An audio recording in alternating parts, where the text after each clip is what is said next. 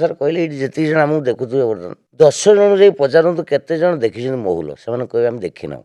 କାହିଁକି ସେଟା ବହୁତ ଅଳ୍ପ। ଆମ ମୟୂରଭଞ୍ଜ କେଉଁଝର ଆଡ଼େ ଟିକେ ହୁଏ, ଜଙ୍ଗଲିଆ ଅଳ୍ପ। ସେତିକିରେ ଦେଶୀ ମଦ ହବ, ଓଡ଼ିଶା ଯାକ ଲୋକ ପିଇବେ। ସାର୍ ଥରେ ଭାବିଲେ କେତେ କଷ୍ଟ। ତେଣୁ ବାଧ୍ୟ ହେଇକି ଆମେ ଅଲଗା ଅଲଗା ବ୍ୟବସ୍ଥା କରିବା, ଅଲଗା ଉତ୍ସ ମାଣ୍ଡିଆ ଗାଡ଼ି ଫରେନ୍ ଲିକର କରୁଛନ୍ତି। ପୁଣି ସରକାରଙ୍କର ଦ୍ୱିତୀୟ ଭୁଲ କ'ଣ? ପ୍ରତି ଛକ ମୁଣ୍ଡରେ ମଦ ଦୋକାନଟେ କରିଦେଲ। କେଉଁ ମଦ କଲ? ବିଦେଶୀ। ହୁଏ 3 ନମ୍ବର ହେଲା, ଯଦି କିଏ ଗାଁ ଗହଳି ଗୋଟେ ଗରିବ ଲୋକଟେ ତାର ଟିକେ କିଛି ଘର ଟିକେ ପରିବାର ଚଳିବା ଲାଗି ଯଦି 200 ଲିଟର 300 ଲିଟର ମହୁଲି ଘରେ ମାରିକି ତିଆରି କରୁଥିଲା, ତାକୁ ବି ଧଇଲ ତମେ। ବନ୍ଦ କଲ। ନା, ଇଏ ସରକାର ବିରଳ। ଇଏ ଉଲଟିଆ କହିଲେ ନା। ଏବେ କହିଛନ୍ତି, ଆପଣ ଶୁଣିଛନ୍ତି ନା ସେଟା ଶୁଣୁନାହାନ୍ତି? ହଁ ଶୁଣିଛି। ମୁଁ ଜାଣିଛି ଏଗୁଡ଼ା ସବୁ। ସେ କହିଛନ୍ତି ଗୋଟେ ଏଣିକି ଯିଏ ମଦ ତିଆରି କରିବ ତାକୁ ପ୍ରୋତ୍ସାହନ ଦିଆଯିବ। ନା ନା, ଏଇଟା ହେଇପାରିବନି। କ'ଣ ଲେଖା ହେଇଛି ସାର୍?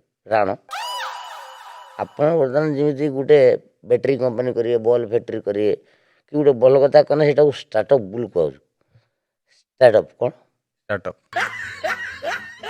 ଏବେ ମନ୍ତ୍ରୀ ଆମର ଯେଉଁ ପୃଥ୍ୱୀରାଜ ହରିଚନ୍ଦନ ସେ ଜାଗାରେ କହିଲେ, ଯଅ ବାଜରା ମାଣ୍ଡିଆରୁ ଯେଉଁ ମଦଟା ତିଆରି ହେବ ସେଟା ଯିଏ ଯିଏ କରିବେ ତାଙ୍କୁ ସରକାର ବି ସାହାଯ୍ୟ କରିବେ। ତା ଦ୍ୱାରା କ'ଣ ହେବ ସବସିଡି ଦେବେ। ଦେଖନ୍ତୁ ଆମ ଓଡ଼ିଶାକୁ ବାହାରେ ଚିହ୍ନିବା ଭଳିଆ କ'ଣ କ'ଣ ଅଛି? କୋଣାର୍କ ମନ୍ଦିର ଲୋକ ଚିହ୍ନିଛନ୍ତି, ପଥର ଜାଣିଛନ୍ତି। ଆଉ ସମ୍ବଲପୁର ନାଚ, ସମ୍ବଲପୁର ନାଚ, ସମ୍ବଲପୁର ଶାଢ଼ୀ, 5-7 ଆଇଟମ୍। ତାକୁ ପ୍ରସାର କରିକି ବଢ଼ୁନି। ଓଡ଼ିଶୀ ଆମ ଓଡ଼ିଶାର ପଦାରେ ଯାଇ ନାଚ କି 7ଟା ଲୋକ 22ଟା ଲୋକ। କିନ୍ତୁ ମଦ ଗୋଟେ ଜିନିଷ ଯେଉଁଟା ଶୀଘ୍ର ମାତିଯିବ, ହର୍ବାଲ ମଦ। ଏଥିରେ ଆଉ ଖାଲି ପିଓର ମାଣ୍ଡିଆରୁ ତିଆରି ଦେଶୀ ମହୁଲି। ଆସନ୍ତୁ ଆଜି ହିଁ ପିଇବା। ମାନେ ଏଇ ଖବରଟି ରାମଦେବ ବାବା, ଆପଣଙ୍କୁ ମୁଁ ରାଣ, ଏଇଟା ଏଇ ଖବରଟି ଆପଣଙ୍କୁ ବହୁତ ଉତ୍ସାହିତ କରିଛି। ମୋ ଛା ନିଦ ହେଉନି। ଖାଲି ସରକାରଙ୍କୁ ମୋର 2-3ଟା ଅନୁରୋଧ ଅଛି। ଏଇଟା ରାମଦେବ ବାବାଙ୍କ ସହିତ ଯୋଗାଯୋଗ କରିଦିଅନ୍ତୁ।